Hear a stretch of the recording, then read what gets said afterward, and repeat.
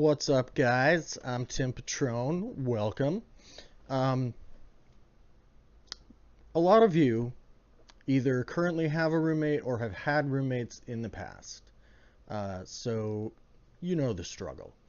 Um, I myself currently have two roommates. I actually share a one-bedroom apartment with my two roommates. And it's a small apartment. Yeah. As you can imagine, it's a little cramped sometimes, a little bit, feels a little overcrowded. But it's really not that bad. It's not nearly as bad as you would imagine, hearing that I share a small one bedroom apartment with two other people. Yeah, you would imagine that that would be extremely difficult, and it actually isn't. It's actually the easiest roommate situation I have ever been a part of. Um, and it just works. So more on that later. But I have had so many roommates in the past. So many. And I have lived in pretty much every different kind of living arrangement you could possibly imagine. So I'm kind of an expert on the subject of roommates. And um, so yeah, we're just gonna talk a little bit about some of my experiences with roommates, and the ones that didn't work, the ones that did, the ones that worked for a while but not forever.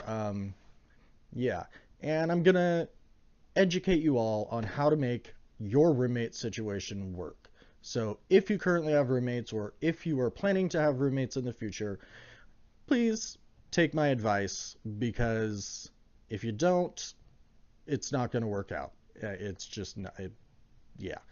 Um, Now, previously, I sort of had a theory that no roommate situation can last a really long time, because it doesn't matter if it's your best friend you're living with, or your brother or your sister or whatever.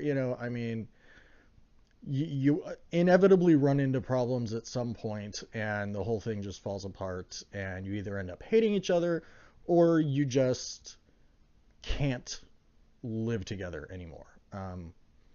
But given my current situation, I no longer believe that's true. I think that you can make it work, and it can be very good. So anyway, first I'm going to talk about the worst roommate I ever had.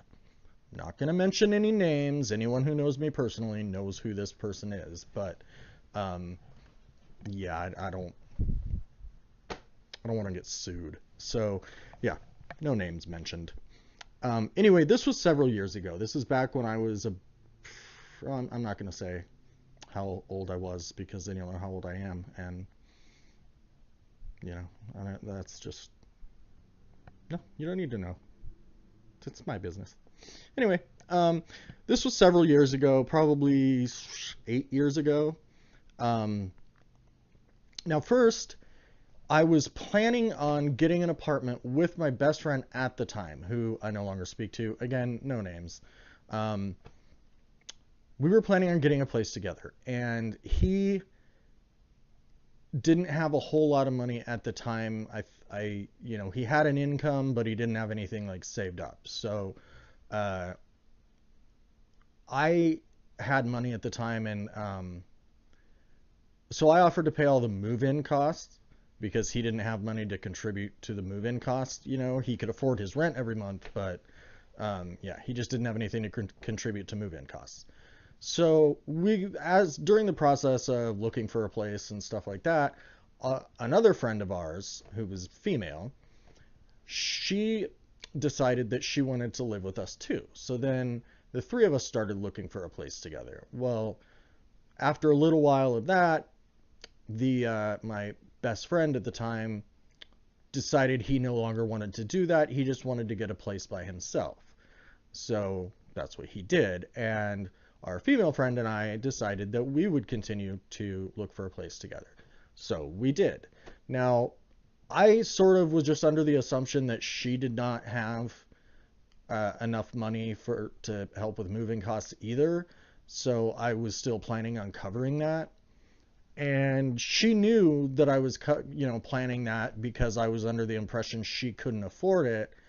Um, but she actually, I found this out way later, like after we had been living together for several months. I found out that she had money. She had money in the bank, saved up thousands of dollars. I mean, she easily could have afforded her share of the move-in costs. But since I was, had already assumed that she didn't have it, she just never bothered to correct me on that, let me know that she actually could afford it. So, yeah, it was just, pretty shady on her part. And if you start a roommate situation out, um, basically on a lie, it's not going to work, period. So, I mean, yeah. I wish I had known before I was going into this situation that that's the kind of person she was, but I didn't.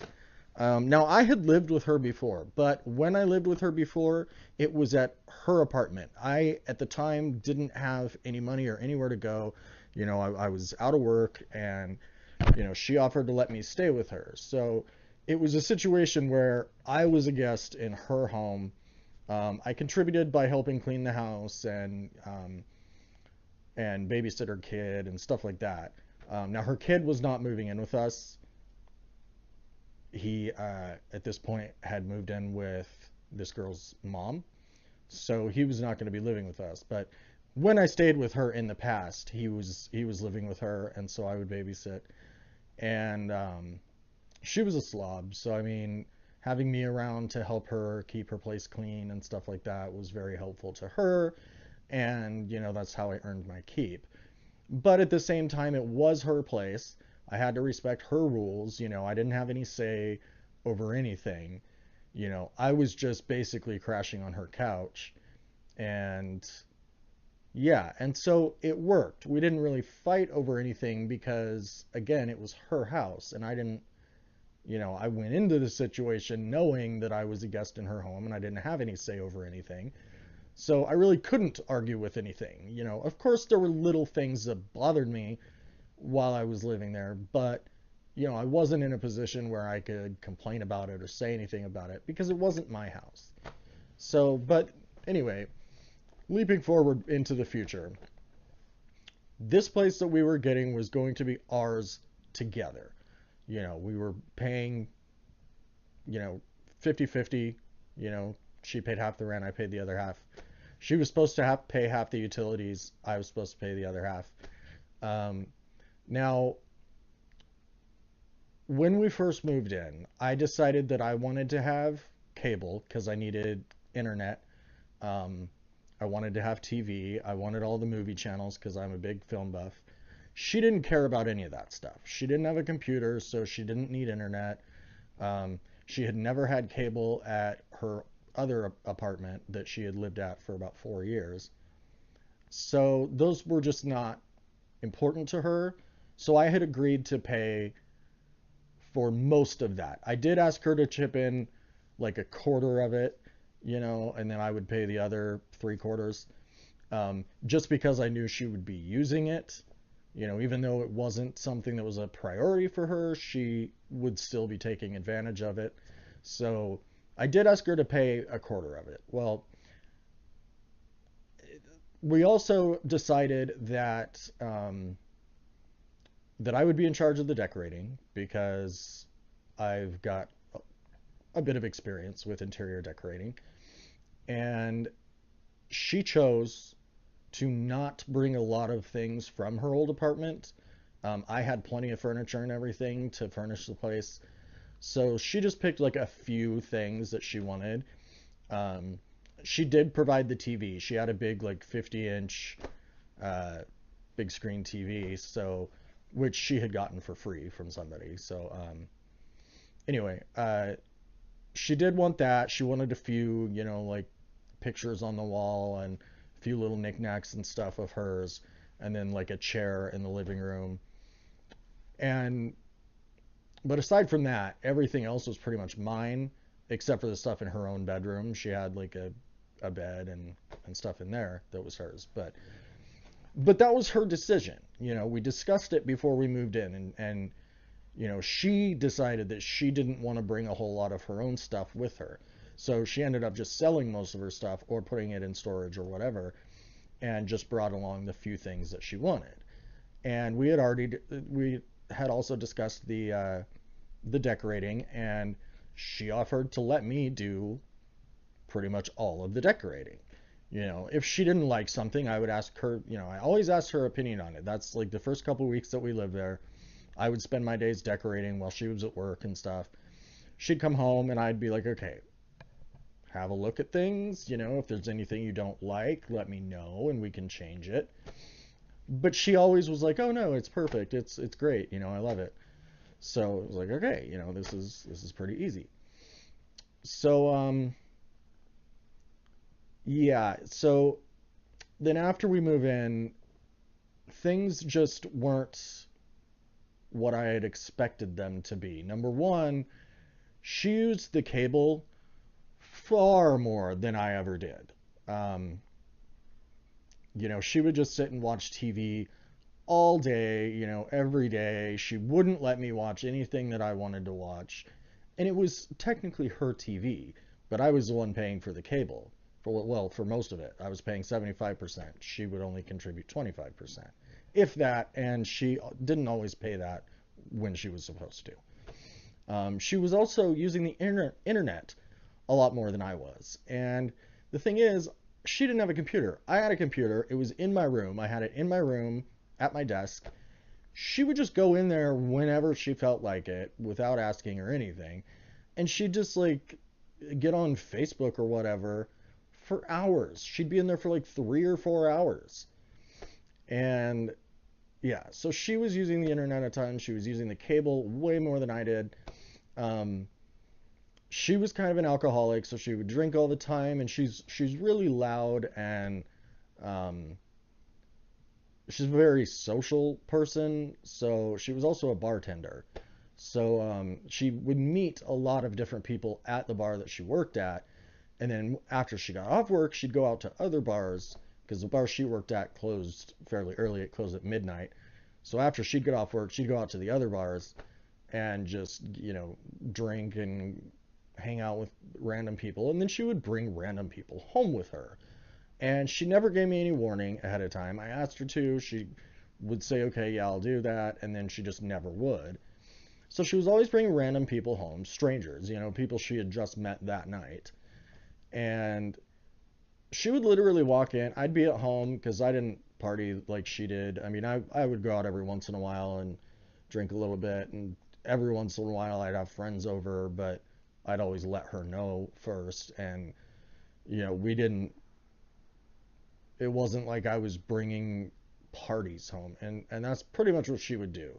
A lot of times she'd bring rather large groups of people home at like 3 in the morning, and they'd all be drunk and loud and stuff like that. And it was just, yeah, it was not cool. But yeah, I would be sitting in the living room watching a movie, right? She would come home from the bars drunk with other people, maybe, sometimes it was just one other person, other times it was two, other times it was a whole group.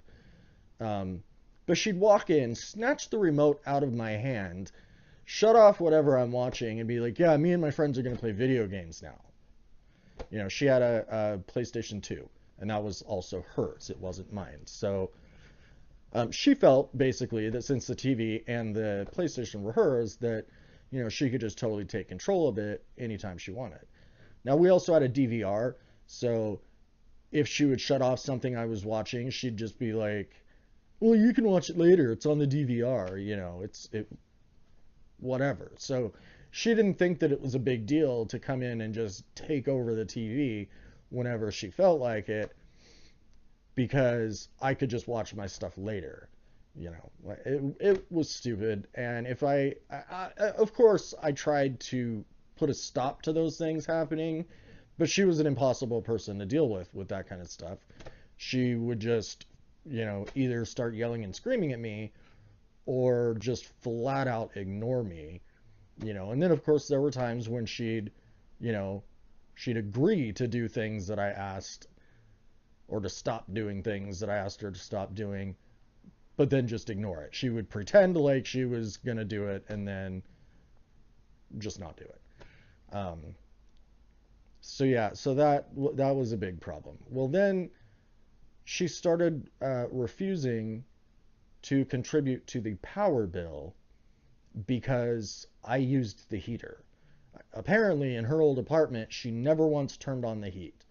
And I remember I stayed with her, so it was always freezing cold in her place. She always had her windows wide open, and we lived on the Oregon coast.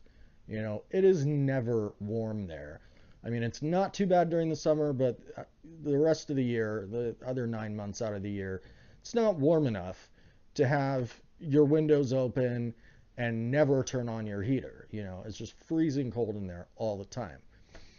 And so she would get mad at me for using the heater, and I didn't use it in an unreasonable way. I kept it at a comfortable temperature. And I refused to stop using the heat because I'm not going to be uncomfortable in my own home. I don't want to have to wear a sweater or a jacket in the house or be all bundled up in a blanket all the time. I want to be comfortable in my own home. That's not unreasonable. And, she never said anything before we moved in together about how she didn't want to contribute to the electric bill if I was going to be using the heater. That was never discussed. We just moved in together. I used the heater a reasonable amount. She refused to pay the electric bill, any of it. She wouldn't contribute anything to the electric bill because I would keep the heat at a comfortable level.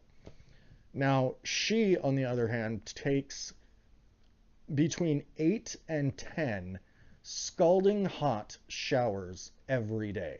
They're brief showers, usually, 5 to, I'd say, 7 or 8 minutes.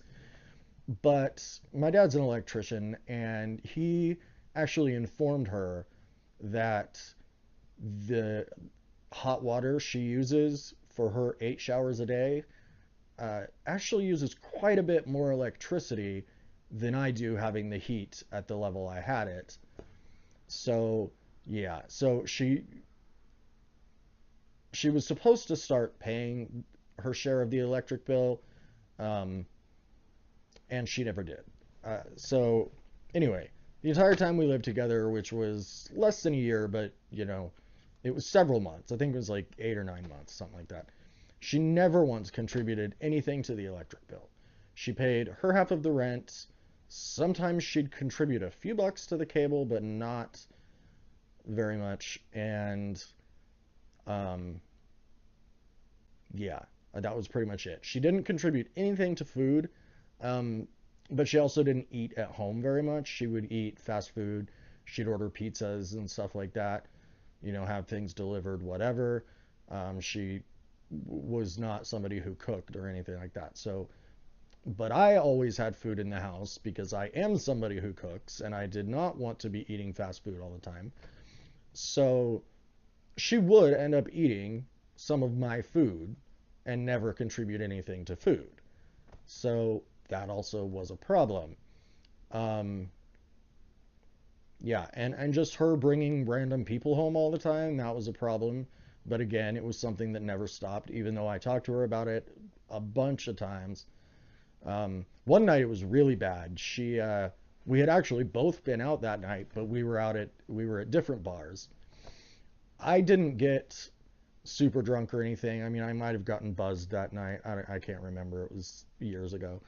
But I actually got home a little while after she did, and she had brought 7 or 8 people home with her, just this random group of people. And I pulled into the parking lot, got out of my car, started walking up the stairs to our apartment, and her and like 2 or 3 of these other people were standing outside of our door singing really loudly, like at me as I was walking up the stairs. And this is at 3 in the morning. And they were literally right outside of our neighbor's door also. And our neighbors had like a 3-week-old baby. And she knew that, but she just didn't care. She didn't have any respect for anyone else at all. So I kind of freaked out. I was like, okay, this is ridiculous. I got upstairs and back in the house. I got everybody back in the house. I was like, you can't be standing outside the neighbor's door singing really loud at 3 o'clock in the effing morning. Like, you just can't do that. So I was pissed. I was like, okay, this is not, everybody just needs to get out of here right now. And of course my roommate was like, no, these are my guests and they can stay. I don't want them to leave and blah blah blah. I'm like, I don't care. I pay for pretty much everything. Like, you pay your share of the rent, just barely. But I was like, as far as I'm concerned, this is more my place than it is yours. So whatever. I'm like, I'm not trying to say you have to leave, obviously, but your friends need to leave. It's 3 o'clock in the morning. There's way too much noise in here. We're gonna get kicked out. This is not okay. So then she walks up and just smacks me in the face. And at that point, her friends basically just looked at her and were like, bitch, you're out of line. That's not cool. There's no reason to smack him. So they agreed to leave. They were all just like, yeah, okay. And then they even apologized to me later. I saw them somewhere, saw one of them somewhere or something, and they were very apologetic. They thought that it was okay for them to be there making that noise because my roommate told them it was. If they had realized they were being disrespectful, if they had realized that our neighbors had a 2-week-old baby, they would not have been so disrespectful and loud. So, the blame was not on them. It was on my roommate. So anyway, that kind of stuff, and it kept happening, and it was just, no, totally not okay. In the end, by the time she moved out, she actually owed me about $1,500, including her portion of the move-in cost, the deposit and everything that she led me to believe she couldn't afford to pay when we moved in, and it turns out she could. So she actually agreed. We actually had to have mediators. Her mom and my mom came over and had to mediate with us because there were just too many issues. We weren't getting along at all, and things needed to change. So, yeah, we couldn't deal with it on our own. So our moms came over, and it was, yeah, I mean, we came to a lot of different agreements. She agreed to pay back the money for the moving costs. She agreed to pay back her half of the power bill that she hadn't ever paid. She agreed to chip in for the cable and stuff. And I never saw any of that money. She never paid any of it. So after that little mediation session that we had, the arrangement didn't last much longer. I ended up pretty much kicking her out. And one night I had gotten fed up with the fact that she used the cable so much, way more than I did. She totally had control over the TV, 100%, whenever she was in the house. And it just wasn't okay. So one night when she was watching like America's Next Top Model or something, I went out and I grabbed the DVR. I had a TV in my room. I did have my own TV. So I went out and I started to unhook the DVR, and she went nuts. She just started screaming and trying to shove me out of the way so I couldn't unplug it and stuff. She's like, what are you doing? I'm like, I'm taking this in my room because you don't pay for it. I do. And I'm sick of you not paying for anything, when you use it so much more than I do. It's not fair to me, and I've had it. I'm done. You're not going to be using my cable anymore because you don't contribute to it. So then she calls her mom as she's like trying to fight me away from the DVR, and she starts screaming that I'm hitting her and things. I wasn't. I'm the least violent person you'll ever meet. I feel guilty if I step on a bug accidentally. There's no way I was gonna hit her. She was actually hitting me and shoving me out of the way and stuff like that. I was just trying to grab the DVR. That's all I was doing. And so she starts screaming all this stuff and freaking out and just going nuts.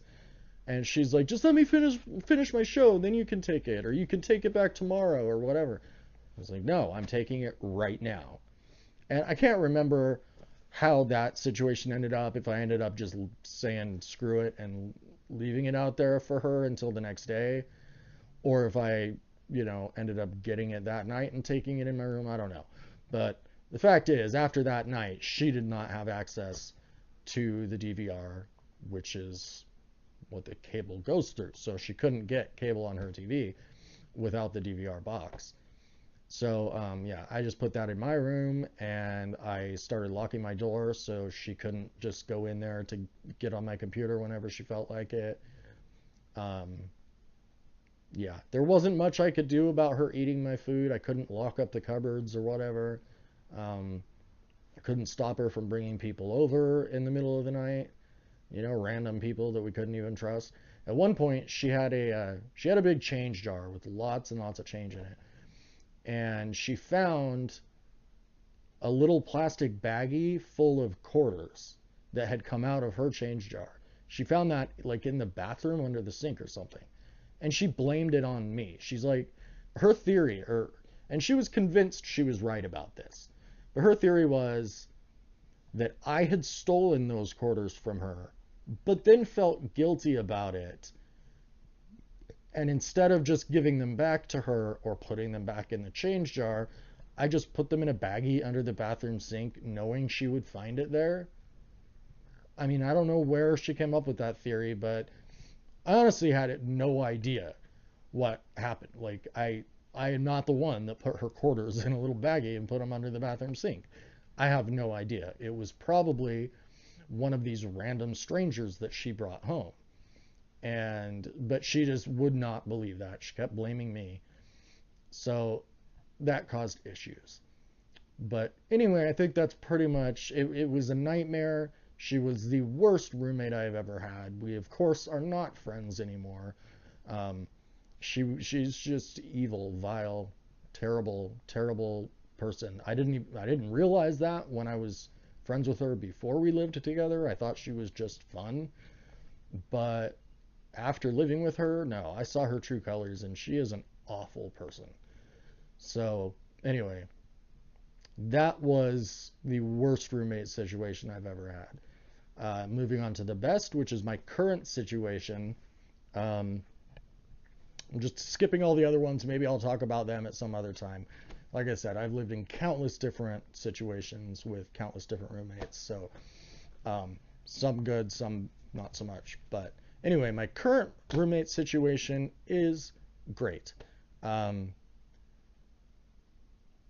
my roommates and I, we all pretty much get along. I mean, one of my roommates is a friend of mine from my hometown. I live in Portland, Oregon, by the way, now. Moved away from the coast and moved to the big city. And so, anyway, one of my roommates is someone that responded to an ad on Craigslist I had for a roommate. He actually comes from Washington. Um, and he's been living here for several months now, 7 or 8 months, I think. And it just works great. We have a lot in common and stuff. Our personalities are pretty compatible. Now, the friend of mine from back home that lives here, he and I sometimes have issues with each other, but neither of us are very confrontational people, so we usually resolve our issues um, through nonverbal conversations. It's usually through text messages or Facebook or something. Um, because neither of us want to argue or bring any of the drama into the house, so we deal with things pretty much quietly. But it's not, none of these issues that we have are very serious or anything. It's nothing that we would fight about. It was just little things that are easily worked out with a single discussion.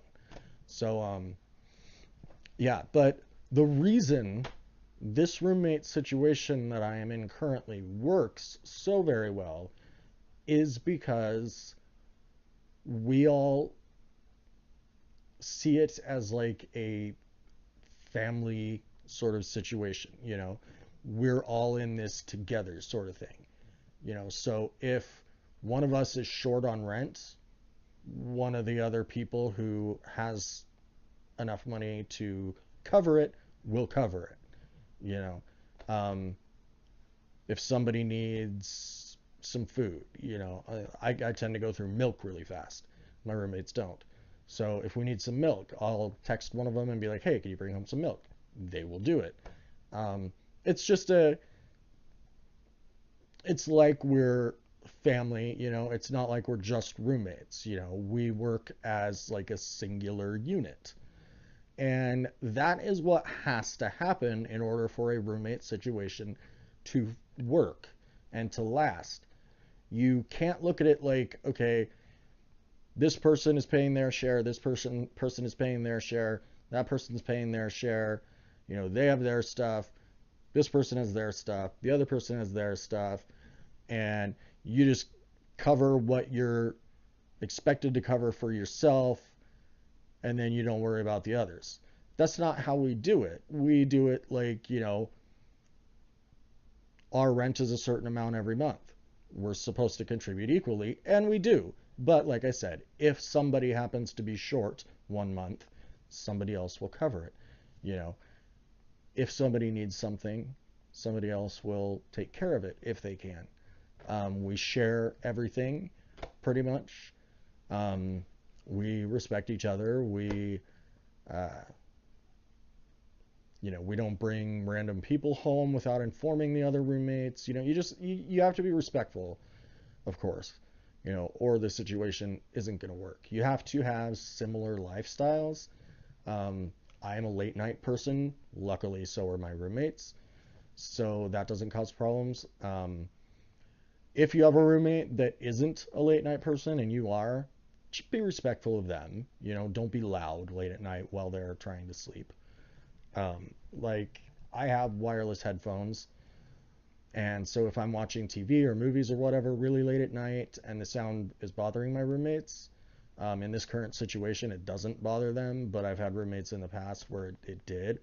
So I just use my headphones, so that way I'm not bothering anyone with the noise.